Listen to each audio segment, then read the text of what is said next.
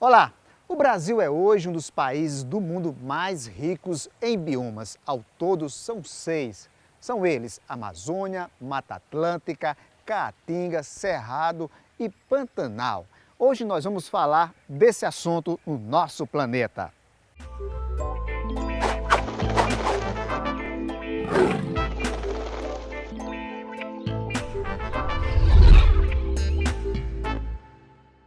Para falar sobre bioma, nós convidamos o professor de Geografia, Aldenir Lins, e seja bem-vindo ao nosso planeta. Obrigado, Alice. Então, estamos aqui para a gente discutir realmente o que tem de melhor nos biomas. Eu queria que você começasse identificando ou conceituando um bioma. O bioma, ele é o conjunto, né? O conjunto de seres vivos, né? Envolvendo aí principalmente os vegetais, animais, e também a questão do clima, né? Que é não vivo, mas que faz parte do bioma. E eles estão em conjunto, vivendo de forma harmônica e que tem uma certa homogeneidade. Então, o que vai definir um bioma de outro é justamente essa questão de não ser homogêneo com relação ao outro. Então, esses três, se a gente pegar esses 3 pontos, os seres bióticos, né? Você vai pegar a questão da vegetação e a fauna, os animais, somado à questão climática, que é a biótica, então isso aqui forma realmente o conjunto que é o bioma. Além de homogêneo, harmônico. Harmônico, eles têm que viver em harmonia. Muito embora que a gente veja assim, mas às vezes tem alguns animais que são predadores, mas essa questão de ser predador, ser caça e ser caçador, isso faz parte também do ambiente e isso é de qualquer forma harmônico, né? Eles vivem no equilíbrio. A palavra bioma é uma palavra de origem grega, mas é bem nova para nós. Realmente o uso para a gente aqui ela é mais novo, né? Onde o bio a gente associa à vida, né? O homo a gente associa principalmente à questão da massa, envolve o ambiente físico, né? Principalmente a questão da vegetação, que esse não há esse deslocamento. Então, esse conjunto é o que a gente define como bioma e é realmente utilizado, né? Principalmente pelas nossas academias de forma até mais recente, não é tão antigo para a gente. Quando alguém define o bioma, você falou há pouco tempo, fala de uma junção de ecossistemas. Nesse ecossistema tem outros fatores. Tem, aí você tem que ver, além da questão dos fatores de clima, a questão também presença do clima envolvendo não só temperatura, mas pressão e a presença da água, né? Porque a água é realmente essa fonte de vida que vai promover essa possibilidade, né, dessa junção de animais, vegetais, desfrutando realmente de um espaço que seja realmente harmônico. Então tem que ter essa ligação com o clima, com a água, com a presença dos vegetais. Aí a gente inclui também os que não são tão visíveis para a gente, uma questão dos fungos, bactérias, que eles também estão inseridos nesse bioma. Hoje o Brasil possui 6 biomas. Correto. Quais são? A gente tem os 6 biomas hoje, né, que é... Principalmente a gente tem que citar a questão da... Por que o Brasil é tão rico nessa questão dos biomas? A gente tem os 6 biomas. Se a gente for contemplar, que a gente vai pegar o bioma amazônico, né, que é o maior do mundo. Então, o bioma amazônico, tem o bioma do Cerrado, que é o segundo maior do mundo. A gente tem a Mata Atlântica, que é a floresta tropical, floresta atlântica.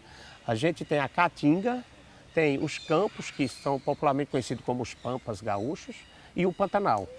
Então, esses biomas, e a gente vê por que o Brasil tem essa riqueza, essa diversidade. Então, principalmente, a gente vai analisar aí a questão da extensão territorial.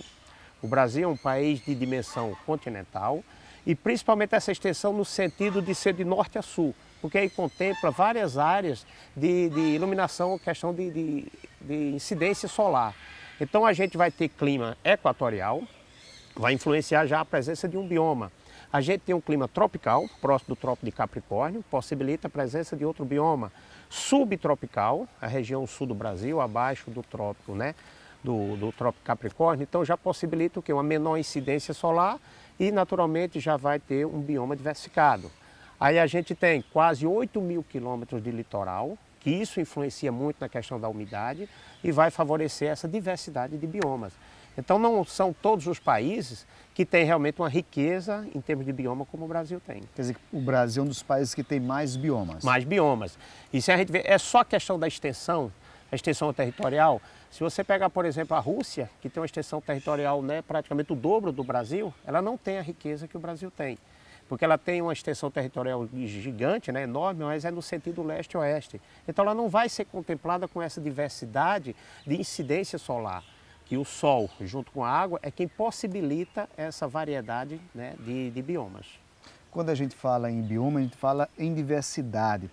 Isso quer dizer que um bioma é mais rico do que outro? Sim, em termos de diversidade, sim. Se a gente pegar os biomas que estão contemplados dentro da zona intertropical, próxima da linha do Equador, ela recebe uma maior incidência solar. Onde tem incidência solar forte, com a presença de água e presença também do solo, então você vai ver que vai ter uma riqueza, uma variedade muito grande. Se a gente for mencionar a floresta amazônica ela tem dezenas de milhares de espécies, né? E aí, quanto mais a gente vai se distanciando da linha do Equador, você vê que vai diminuindo a incidência solar e essas espécies vão diminuindo. Você chega no Polo Norte, por exemplo, você vai ter a presença de 2 espécies, musgos e líquens. E por quê? O que é que está acontecendo? Tem umidade? Tem, mas não tem a incidência solar. Então a incidência solar é primordial, juntamente com água e depois o solo, para que essa riqueza seja realmente tão preponderante na área. Essa riqueza, ela diz respeito também à flora. A flora, se você principalmente porque a flora realmente ela que vai possibilitar o meio, o ambiente, para que a fauna ela exista, ela consiga realmente permanecer naquele local. Mas a flora ela é de extrema importância, haja vista que essa diversidade toda, ela vai possibilitar justamente essa presença de quê? De outros organismos, né? Então, de outros organismos animais, vegetais, mas que eles vão entrar ali naquele equilíbrio e é tudo promovido pela flora. Né? O segundo maior bioma é o Cerrado. O Cerrado. Em termos de área de a abrangência, região centro-oeste. é o centro-oeste do Brasil. Se a gente pegar o bioma amazônico, ele tem aproximadamente 4,2 milhões de quilômetros quadrados. Aliás, né? 4,2 milhões de quilômetros quadrados.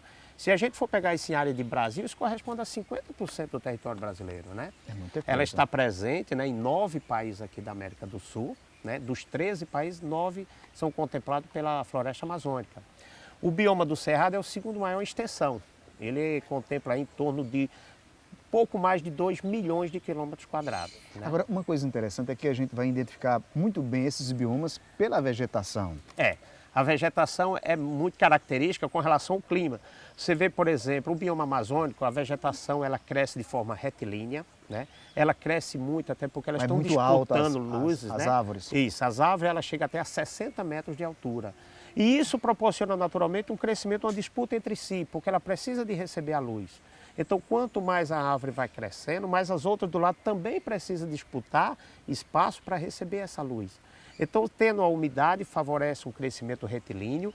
Aí você, quando sai da Amazônia que entra no Cerrado, por exemplo, você vai ver que o Cerrado ele é típico, né, do ambiente que o clima é o verão chuvoso e o inverno é seco. Então, a vegetação, naturalmente, ela sente o efeito logo da falta de água. Quando chega no inverno, um período muito seco, então os galhos começam a ficar retorcidos, as árvores não crescem, né, com a mesma capacidade que é o local que tem umidade de forma constante. Então os galhos retorcidos, as folhas, naturalmente no período de estiagem as folhas caem, se torna uma planta chamada caducifólia, né? Então as folhas caducam, elas caem no período de estiagem. Até porque é pelas folhas que a planta ela perde muito líquido. Então, quanto maior for a folha, se ela estiver presente o ano todo, o local tem que ter muita umidade. Então, por isso que a gente já vai ver uma diferença na formação de todas as vegetações, que é de acordo com a presença da umidade e do sol. Ok, nós vamos ao intervalo e voltamos daqui a pouco falando sobre os biomas no Brasil. É daqui a pouco que a gente volta. Você sabia que todos os anos são destruídos mais de 13 mil hectares de floresta tropical no mundo?